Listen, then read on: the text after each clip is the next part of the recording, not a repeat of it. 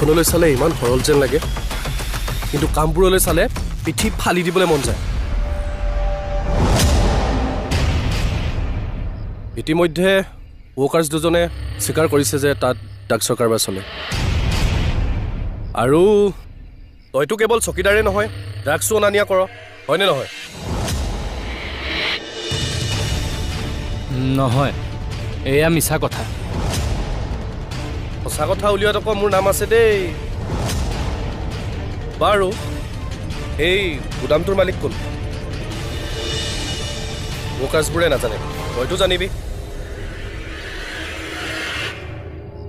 প্ৰতাপ চৌধুৰী। কিন্তু তাত ড্ৰাগছৰ সৰবৰাহ নচলে। ছাৰে এটা মেডিচিন প্ৰস্তুত কৰি আছিলে, তাৰ কাৰণেহে ড্ৰাগছৰ প্ৰয়োজন। তেখেত বহুত ভাল মানুহ। তই